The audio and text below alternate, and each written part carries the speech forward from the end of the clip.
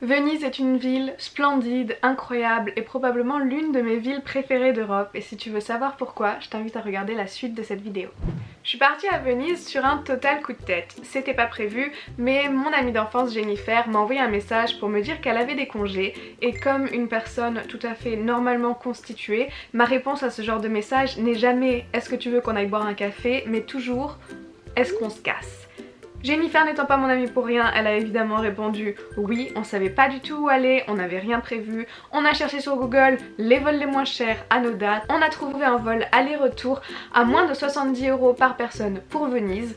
Si tu veux que je fasse une vidéo sur comment trouver des vols pas chers, je le ferai avec plaisir dans les prochaines semaines, mais nous voilà donc partis pour Venise, une ville que ni elle ni moi n'avions jamais visitée et qu'on a toutes les deux adorée et dans laquelle on a toutes les deux très envie de revenir. Je fais généralement partie du type de personne qui fait un PDF de 3 pages super détaillé sur son itinéraire avant de partir en vacances. Ça n'a pas été le cas pour Venise et on est parti à Venise avec uniquement une petite bucket list de trucs dont on savait qu'on voulait faire. Alors, Jennifer et moi on n'est pas copines pour rien, on a la même passion dans la vie et cette passion c'est la bouffe. Donc la majeure partie de ce voyage a été dévouée à combler nos envies culinaires, à savoir, puisqu'on était en Italie, on s'est dit qu'on voulait manger des pizzas, je sais qu'à la base ça vient de Naples mais on était en Italie donc peu importe, des pâtes, du tiramisu, des cicchetti qui sont l'équivalent des tapas mais version vénitien, évidemment de la gelato et parce que tout ça c'est un peu sec, on a décidé qu'il fallait aussi qu'on goûte au spritz qui est apparemment la boisson typique de Venise. Bon, alors on n'a pas fait que manger et boire pendant ces vacances évidemment, on ne visite pas une ville comme Venise pour rester dans les restaurants et on avait quelques petites choses qu'on voulait absolument découvrir, voir et trouver. Le premier, c'était des masques vénitiens. Quand on pense à Venise, on pense à ces beaux masques de carnaval et on avait envie de trouver des boutiques d'artisans vénitiens qui les fabriquaient. On trouve évidemment plein de chinoiseries dans les petits boui-boui. Nous, on n'avait pas envie d'en acheter, on avait juste envie d'aller admirer les magnifiques masques qui sont réalisés là-bas. C'est super intéressant. Apparemment, tu peux faire un workshop pour décorer ton propre masque. Ça coûtait peut-être un peu cher pour nous, je crois de mémoire que c'est dans les 50 € et surtout on n'avait qu'un bagage cabine dans l'avion donc on aurait de toute façon pas pu l'emmener sans l'écraser, donc on s'est contenté de faire du lèche-vitrine. Un autre truc qu'on peut évidemment pas louper en allant à Venise, ce sont les ponts. Je savais que c'était une ville sur des canaux, je savais donc qu'il y avait des ponts, je m'attendais pas à l'incroyable nombre et la beauté des ponts vénitiens. Il y a évidemment le pont des Soupirs qui est probablement le plus connu, très intéressant architecturalement parlant mais pas mon préféré. Il y a le pont de Rialto qui est incroyable, je le trouve magnifique, il est immense, il est beau, il est blanc, il est... Oh, moi je sais pas si tu le sais mais j'ai un faible pour l'architecture donc ce pont là m'a absolument ravie. On a passé une bonne quinzaine de minutes debout en haut du pont de Rialto à juste regarder le va-et-vient des gondoles, des vaporetto et de tous les bateaux de transport de marchandises.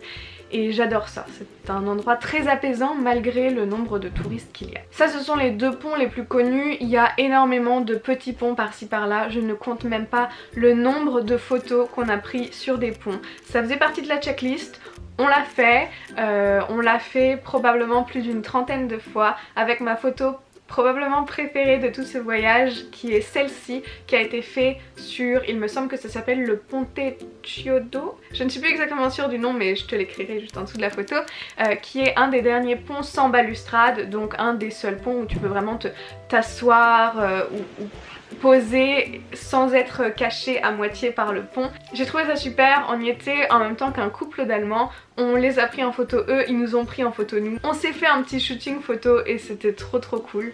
Les ponts c'est quelque chose d'absolument formidable. Il y a évidemment d'autres choses à voir à Venise aussi. Donc Venise est un ensemble de mini-îles, il me semble qu'il y en a 128, reliées par des milliers de ponts. Et ça c'est si tu veux l'îlot principal de... Les termes techniques quand on parle d'îles, je suis un peu larguée, mais en gros il y a Venise et autour de Venise il y a d'autres îles, notamment Murano et Burano, l'une étant connue pour sa fabrication du verre, celle-ci, l'autre étant connue pour la fabrication de sa dentelle, celle-ci. J'ai tendance à confondre les deux, c'est pour ça que j'ai préféré pas le dire à voix haute. On a donc visité l'île où on fabriquait le verre, on en a profité pour aller dans une fonderie, on a regardé un souffleur de verre à l'œuvre, ça nous a coûté 3 €, donc super cool.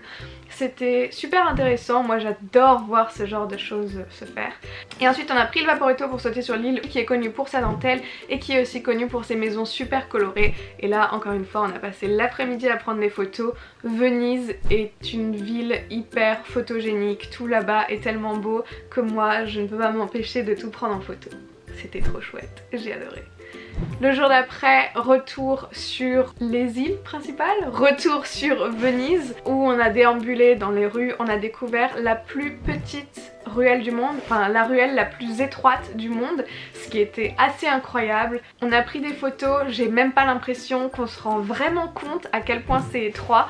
C'est trop cool et j'adore les villes qui recèlent de ce genre d'endroits complètement incongrus, je trouve ça fantastique. En Nouvelle-Zélande j'avais été dans la rue la plus pentue du monde, donc la ruelle la plus étroite. C'est normal que ça fasse partie des choses que j'ai envie d'aller voir. Dans les endroits assez atypiques, il y avait aussi la Libreria Alta Aqua, qui est une librairie non seulement incroyable par le nombre de livres que tu peux acheter à l'intérieur, ils sont disposés dans des baignoires et dans des gondoles et c'est tout à fait incroyable, mais à l'arrière de la boutique, surplombant les canaux, il y a un petit escalier fait en livre où tu peux monter, admirer la vue, regarder passer les gondoles, c'était trop cool. Et de l'autre côté, au niveau de l'issue de secours, une gondole sur laquelle tu pouvais monter et prendre des photos. Faire de la gondole à Venise c'est assez cher, c'est 80 € pour 30 minutes, du coup on était absolument ravis de trouver une gondole dans laquelle on pouvait rentrer gratuitement juste pour prendre une photo et pas payer 80 balles. Parce que je comprends qu'on veuille faire ça en amoureux, Jennifer et moi on s'était dit que on aime autant se poser sur un quai pour se raconter nos vies et regarder les gondoles passer plutôt que de s'asseoir dans une gondole avec un gondolier derrière, sachant que c'est pas comme dans les films, ils sont pas en train de te fredonner des chansons d'amour, mais ils sont en train de checker leur téléphone pendant qu'ils font avancer la gondole. Vive 2019. On savait donc qu'on voulait pas faire un tour en gondole traditionnel, par contre on avait trouvé dans la partie expérience sur Airbnb un cours de gondole pour apprendre à ramer comme un Vénitien. On a eu un guide absolument génial qui s'appelait Lucas. Alors on n'a pas appris à ramer sur une gondole comme tu te l'imagines peut-être dans ta tête, nous c'était, je me souviens plus du nom du bateau, je suis sûre que mon guide serait très déçu, mais c'était un bateau qui était plus large et donc plus stable pour apprendre à ramer. Donc Lucas était derrière et il faisait en gros la direction du bateau et Jennifer et moi à tour de rôle on était devant et on apprenait à ramer pour faire avancer le bateau. Laisse-moi te dire que quelque chose qui a l'air si facile quand ils le font devant toi dans les canaux est en fait hyper difficile quand c'est à toi de le faire. C'était assez galère, super drôle, on avait un guide qui était très patient et qui nous donnait vraiment plein d'astuces pour y arriver. C'était notre activité sportive du séjour parce qu'on le sentait dans les bras et on l'a senti très rapidement, mais j'ai adoré cette expérience et j'adore peut-être faire des expériences qui sortent un peu des sentiers battus, qui sont un peu plus intéressantes et surtout dont l'argent va à une bonne cause, car ce cours là c'était à peu près 50 € par personne et l'argent que Venice On Board gagne grâce au cours de rame, ils le réinvestissent pour en fait ne pas perdre les traditions des gondoliers d'avant dans la fabrication des gondoles, dans la réparation des gondoles, dans la fabrication des différentes parties, que ce soit la rame, le socle sur lequel on pose la rame, je ne connais pas du tout les mots en français, je n'ai pas du tout ce vocabulaire en français, et aussi l'arrière de la gondole qui est cette espèce de S en métal, finalement l'équivalent d'un pare-choc mais en gondole et non en voiture. Et par exemple pour cette pièce très spécifique qui est à l'arrière d'une gondole, il y avait plus de 1000 artisans qui faisaient ça dans le temps, il en reste 3 qui le font aujourd'hui et Venice On Board essaye donc de financer pour former des gens pour ne pas perdre ces traditions et je trouve ça super cool.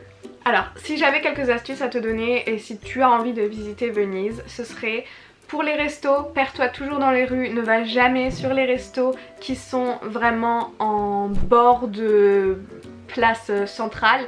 ne va pas manger juste à côté de la place Saint-Marc, ne va pas manger à côté des gros monuments, va plutôt te perdre dans les ruelles. Il y a un nombre incroyable de bars, de restaurants que tu peux trouver et qui seront beaucoup moins chers si tu te décales que de quelques ruelles. Venise est tout à fait accessible à pied, tout du moins si tu comptes rester sur l'îlot principal. Nous, quand on y est allé, il faisait très chaud, on a décidé de prendre le Vaporetto et je pense que c'est ce qui nous a coûté le plus cher de tout notre séjour parce qu'il faut compter, je crois, 40 € pour 72 heures par personne et nous on y était 5 jours donc on a payé 80 balles de transport en commun. Bon, est-ce que j'ai rencontré l'homme de ma vie sur le Vaporetto 5.2? Peut-être bien, n'empêche qu'il est resté à Venise et que moi je suis là. Donc si vous allez à Venise, n'oubliez pas de faire un petit coucou au contrôleur du 5.2 de ma part. Et si j'avais un autre conseil, juste profite, perds-toi. Je crois que c'est la meilleure manière de visiter Venise. On est tombé dans des ruelles tellement mignonnes, sur des places tellement jolies.